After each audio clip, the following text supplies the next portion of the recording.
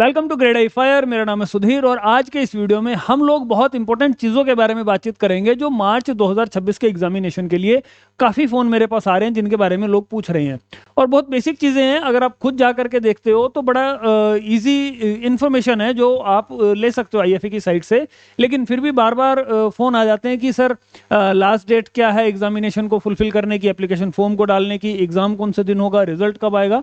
तो वो सारी चीज़ें मैं आपको इन्हीं की वेबसाइट से बता देता हूँ। अगर आपको भी देखना हो तो आप इनकी साइट से देख सकते हो और भी बहुत सी इंफॉर्मेशन है जो आपके काम आएंगी, उन सब चीज़ों के बारे में बता देता हूँ। एग्जाम के लिए अप्लाई करना हो आप यहाँ जा सकते हो और एग्जाम की इंफॉर्मेशन लेनी हो तो आप यहाँ आ सकते हो।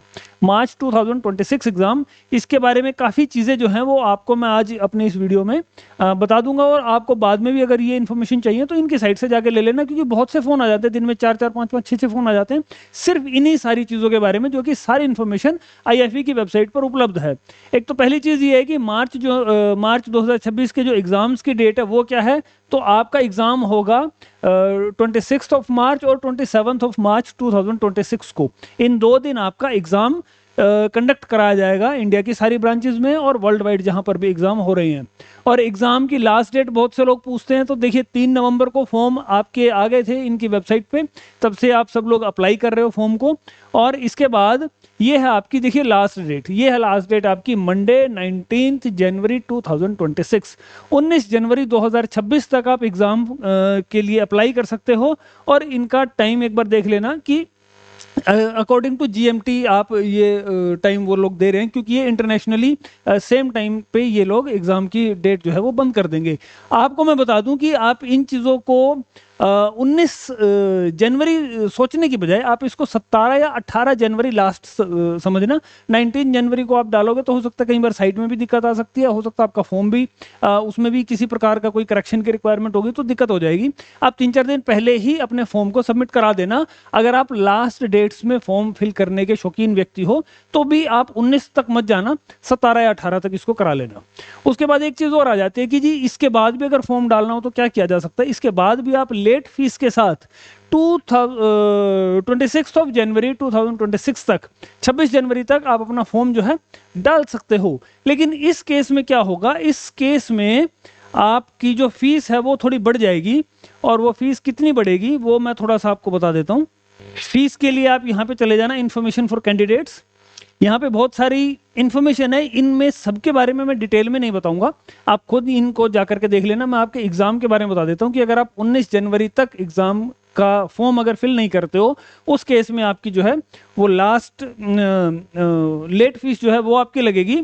और लेट फीस जब लगेगी तो कितनी वो लेट फीस होगी वो यहाँ पे दिखा रखा है कि आपकी जो फीस है वो 19 जनवरी 2026 के बाद से 19 जनवरी तक की जो फीस है वो तो ये है आपकी सारी। इसमें जो आपकी जो ग्रेड आई वाली फीस है वो फीस मैं आपको दिखा देता हूँ। ये आपकी लेवल 3 की फीस है जो कि आता है लेवल 3 सर्टिफिकेट वाली। और ये एमआई की फीस है लेवल 4, ये है आपकी 114। 101 पाउंड जो है वो आपकी फीस लगती है एक पेपर की। ये वाली ना तो ग्रेड आई की है ना एमआई की है, इसमें आप कंफ्यूज मत होना, क्योंकि यहाँ पे भी कई जगह ये लेवल 3 लिखा होता है, तो ये नहीं होता। ये अवार्ड वाले जो पेपर हैं ये लेवल 3 के हैं, लेकिन ये ग्रेड आई के पेपर नहीं है, इस चीज़ का ध्यान रखना। सिर्फ आपके ये लेवल 3 सर्टिफिकेट स्पेशलिस्ट क्वालिफिकेशन जहाँ लिखा हुआ है ये आपकी ग्रेड आई है, इस चीज़ का आप ध्यान रखेंगे। उसके बाद ये तो बात होगी हमारी कि ये आपकी फीस है 19 जनवरी तक। अब 19 जनवरी से 26 जनवरी तक ये जो 14-15 दिन का इन्होंने टाइम दिया है आपको, उस केस में क्या होगा, उस केस में आपकी जो एग्जाम फीस होगी वो जो आपकी स्टैंडर्ड फीस है 101 इसकी डबल हो जाएगी। तो अब आपको 19 जनवरी के बाद देने होंगे 202 पाउंड पर पेपर। एक पेपर के लिए आपकी फीस जो है वो 101 से बढ़ करके ये हो जाएगी आपकी 202। तो इस चीज़ का आप ध्यान रखना। और इसके बाद फिर आपके फॉर्म जो है वो एक्सेप्ट नहीं किए जा सकेंगे। और उसके बाद अगर आपको अपना एग्ज़ाम आपने डाल दिया है, फीस आपने दे दी है, उसके बाद भी अगर आप लोग अपना एग्ज़ाम जो है विड्रॉ कराना चाहते हो, आप रिफंड कराना चाहते हो अपनी फीस को, तो उसके लिए भी आपके पास इन्होंने समय दिया है up to 2 weeks from the date of booking. जब आपने एप्लीकेशन डाल दी वहां से 14 दिन के अंदर अंदर, अगर इन बिटवीन आपने पेमेंट कर दिया है, अब आपका विचार बदल गया है, तो सिर्फ आपको 14 दिन मिलेंगे। 14 दिन के अंदर अंदर अगर आप एग्जाम से विड्रॉ करना चाहते हो तो आप कर सकते हो। 14 दिन गुजरने के बाद फिर आपकी ट्रांसफर जो ये जो रिफंड जो है ये आपका नहीं होगा। इस चीज का आप ध्यान रखेंगे। तो ये थी कुछ बेसिक इन्फॉर्मेशन जिसके बारे में बहुत सी फोन मेरे पास आ रहे हैं बार बार, तो इसीलिए मैंने सोचा कि ये सारी बातें मैं आप लोगों के साथ शेयर कर लूँ। इसमें बहुत सी और इन्फॉर्मेशन है जो आप यहाँ से देख सकते हो, टर्म्स एंड कंडीशन वगैरह क्या क्या होती हैं।